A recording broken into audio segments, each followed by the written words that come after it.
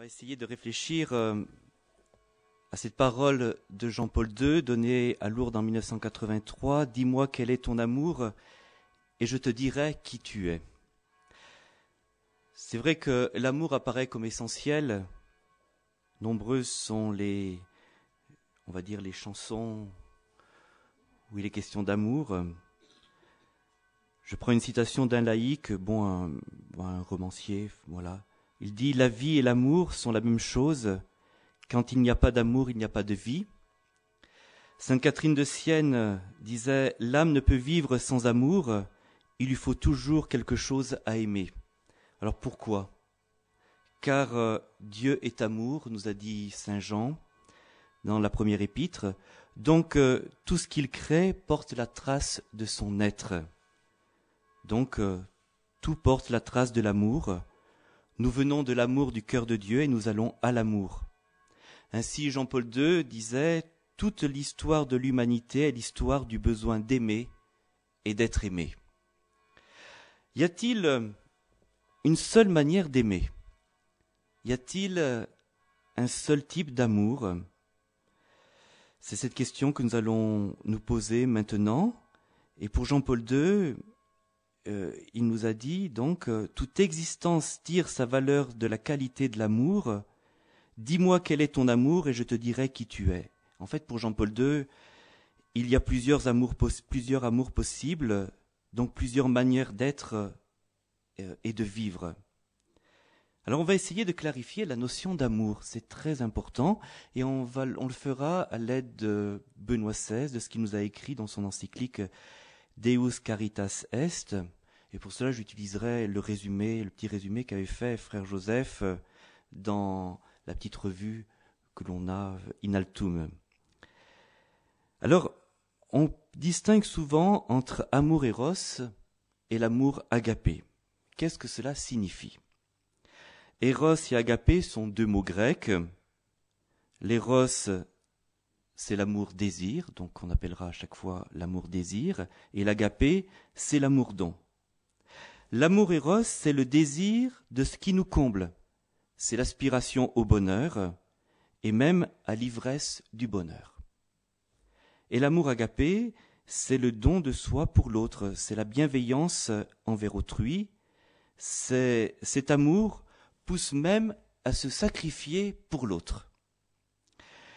Dans le Nouveau Testament, il n'est question essentiellement que de l'amour agapé. Il ne parle jamais de l'amour éros, pour ainsi dire. Alors cela signifie-t-il que l'amour désir est mauvais ? Avant le christianisme, les Grecs, par contre, privilégiaient l'amour désir.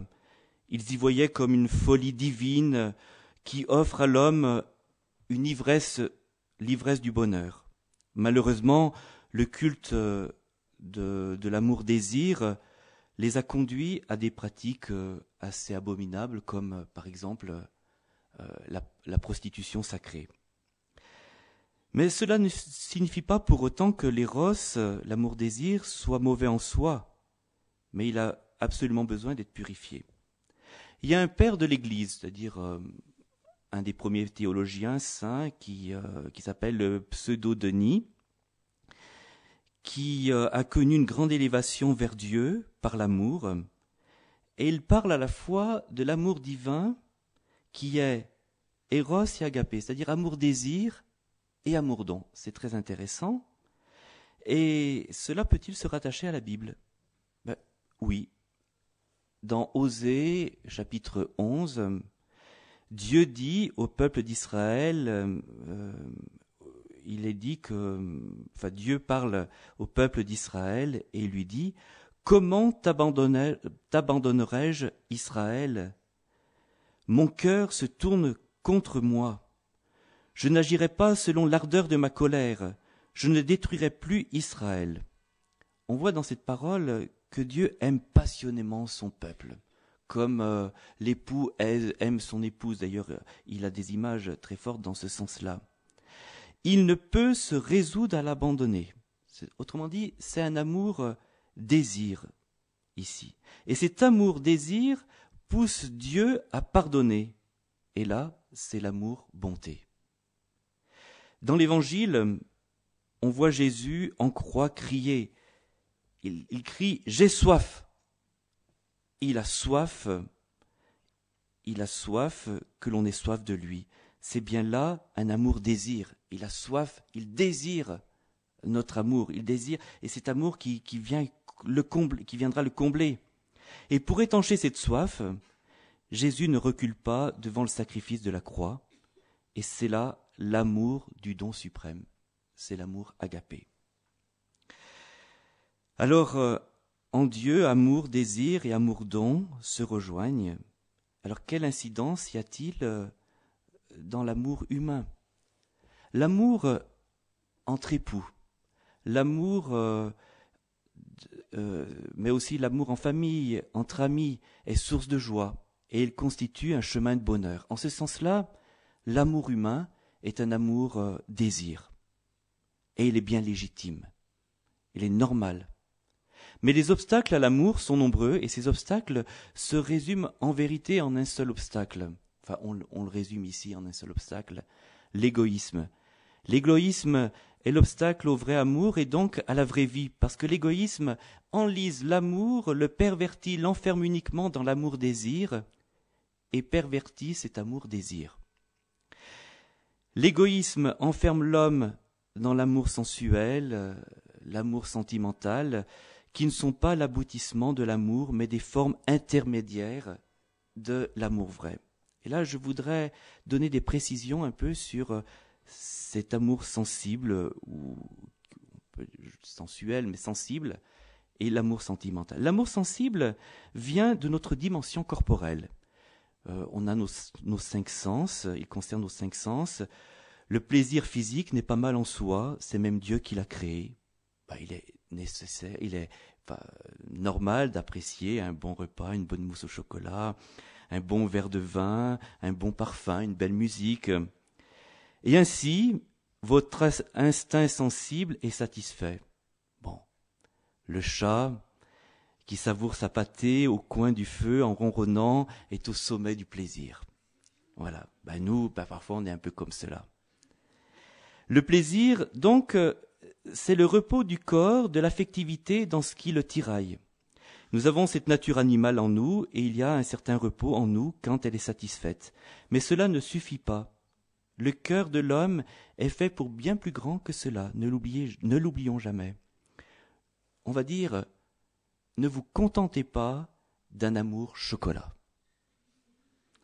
Croire que c'est dans la multiplication des plaisirs que l'homme a la joie est certainement l'une des erreurs les plus grandes de notre époque. Maintenant, parlons d'une forme un tout petit peu plus élevée de l'amour, l'amour sentimental.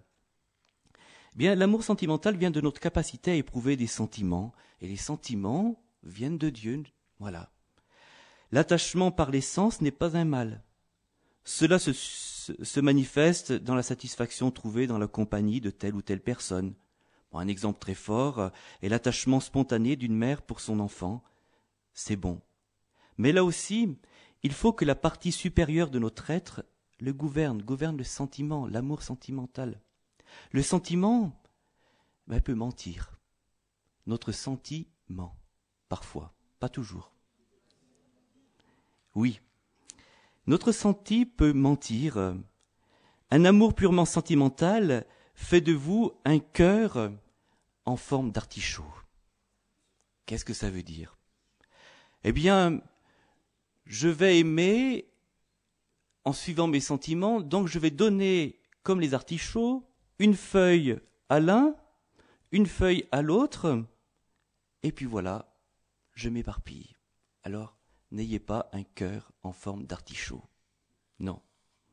Et puis, aussi, faites bien attention, et ça, on pourrait en reparler, bien sûr, ne confondez pas senti et vérité. Aujourd'hui, on identifie. Je sens cela, donc c'est vrai. C'est pas vrai, forcément. Et bien souvent, ce n'est pas vrai. Tout ce que je sens n'est pas forcément vrai. L'amour-désir qui s'exprime à travers l'amour sensible, l'amour sentimental, pour ne pas s'enliser dans l'égoïsme, doit se conjuguer avec un autre amour.